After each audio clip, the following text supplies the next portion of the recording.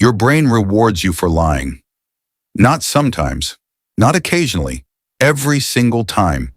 Dopamine floods your system the moment you deceive someone. It feels like victory, like survival, like power. And here's the terrifying part. The bigger the lie, the bigger the chemical rush. You are biologically wired to enjoy deception, not because you're broken, not because you're evil, because evolution made you this way. Today, we're diving into the darkest corners of your own mind, the parts you don't visit, the parts that whisper, just say it, they'll never know. And we start with a story that will make your skin crawl. Meet Anna, 42 years old, married 15 years, 2 kids, white picket fence life. Everyone loved Anna, trusted her, needed her. She managed the finances for her entire extended family, her parents' retirement, her sister's college fund, her aunt's medical savings, $340,000 gone. Anna didn't gamble it away, didn't blow it on drugs or luxury. She simply moved it, slowly, quietly, invisibly. For 8 years, she siphoned money into a secret account. She created fake statements, forged signatures, built an entire parallel financial reality. And here's what will break your brain. She felt good doing it, not guilty, not anxious, euphoric. She described it as winning a game nobody knew we were playing. She woke up excited. She fell asleep satisfied. The lying became her addiction, not the money, the deception itself. When investigators finally confronted her, she smiled, actually smiled, and said, "I wondered when you'd finally catch up." She wasn't a sociopath. She passed every psychological test. She was simply human, and her brain had been feeding her chemical rewards for nearly a decade. Here's the mechanism your mind doesn't want you to understand. When you lie successfully, your prefrontal cortex lights up. This is your executive control center, the part that solves puzzles and wins competitions. Your brain treats deception like a problem you've just solved, and problem solved equals rewards earned. Amygdala activity drops. This is your fear center, the alarm system that should be screaming, danger, moral violation, stop. But it goes quiet. Instead, your nucleus accumbens activates, the pleasure circuit, the same one that fires during sex, gambling victories, and cocaine use. You get a hit, a real, measurable, neurological hit. Researchers at University College London mapped this in 2016. They had subjects lie for personal gain while scanning their brains. The results were chilling. Subjects who started with small lies didn't stay there. They escalated. Each successful deception made the next one easier, more pleasurable, more necessary. The brain adapted. It built tolerance. Like any addict chasing the original high, liars need bigger deceptions to feel the same rush. Anna didn't plan to steal $340,000.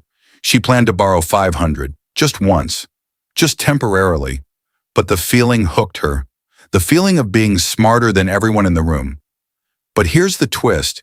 Your brain doesn't just reward successful lies. It rewards anticipating lies. The planning phase triggers dopamine. The rehearsal, the mental simulation of your victim's face, the imagined moment of victory.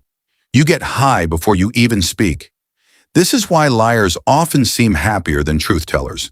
More energized, more alive. They're literally drugging themselves with their own neurochemistry. Dr. Tali Sharot, neuroscientist at MIT, discovered something even darker. When we lie repeatedly to the same person, our emotional response doesn't just diminish, it inverts. We stop feeling bad. We start feeling protective of our lies, defensive, almost loving toward the false reality we've built. The lie becomes part of our identity. Attack the lie and we feel personally assaulted. This is why confrontation rarely works. You're not fighting misinformation, you're fighting someone's chemical dependency. Anna didn't confess because she felt guilty. She confessed because she got bored. The game stopped being challenging. She needed a bigger opponent. The investigators became her new high. Now you understand the horror. Evolution didn't design you to be honest. It designed you to be effective. Truth-telling is expensive. It requires vulnerability, risk, exposure. Deception is efficient.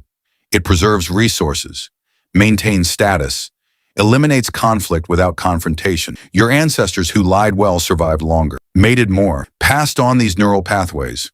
You are the descendant of successful liars. This isn't philosophy. This is biology. But evolution made one critical error. It assumed lies would stay small, temporary, survival-based. It didn't anticipate complex societies, digital footprints, permanent records. Your brain still operates on the savannah. One lie, one tribe, one season. It doesn't understand that your text messages live forever, that your digital deception creates patterns, that modern accountability moves faster than ancient neurochemistry. You're running prehistoric software in a quantum world, and the crashes are spectacular. Here's where it gets truly disturbing. The lies you tell yourself feel even better than the ones you tell others. Self-deception triggers the same reward circuits, but with added protection. When you lie to others, you risk exposure, discovery, shame. When you lie to yourself, you're the only witness, the only judge, the only jury, and you're compromised. Your brain doesn't want to catch itself. It wants to maintain the high, preserve the narrative, protect the chemical flow. So it creates blind spots, memory gaps, rationalization superhighways. You didn't fail. The system failed you. You didn't quit. You prioritized self-care. You didn't lie. You protected someone's feelings. Each reframing delivers another dopamine hit, another victory, another problem solved. The most dangerous liars aren't the ones deceiving you.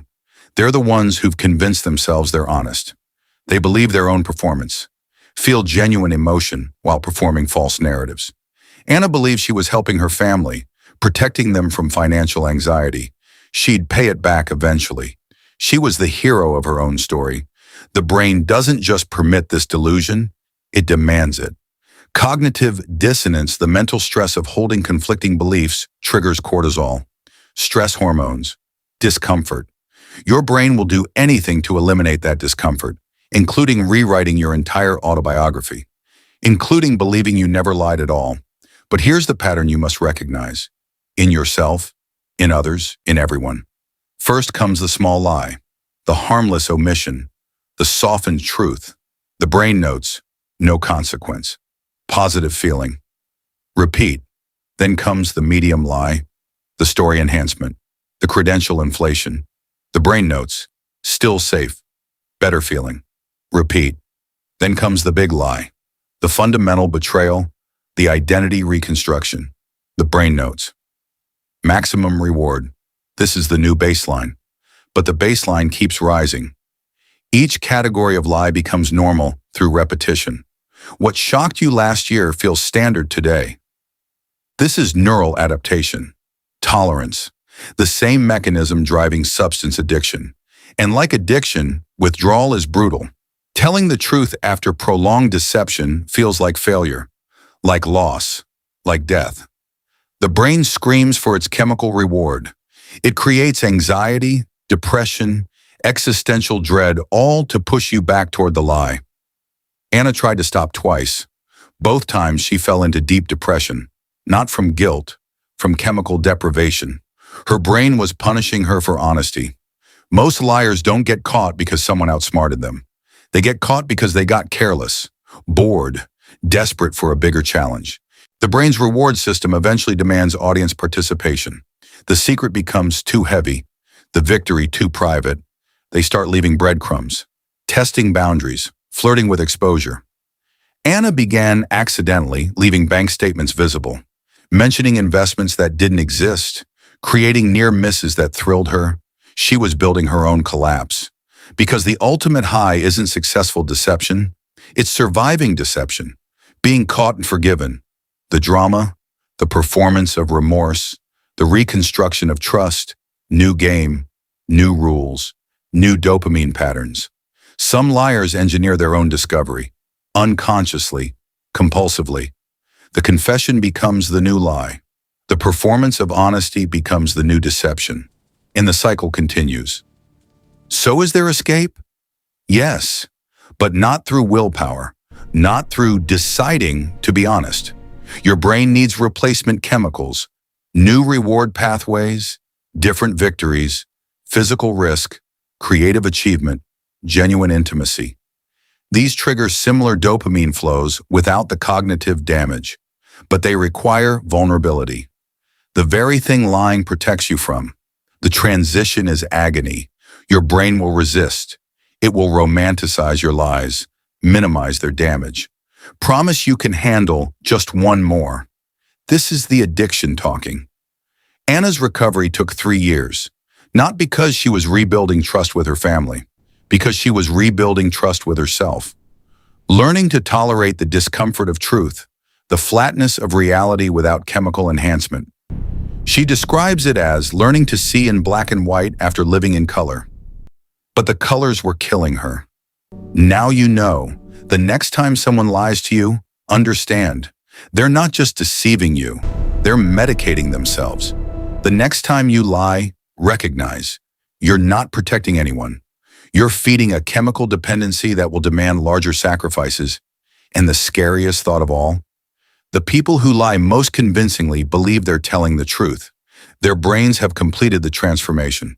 Reality and performance have merged. How many of your beliefs are actually memories of performances? How much of your identity is built on neural rewards you earn through deception?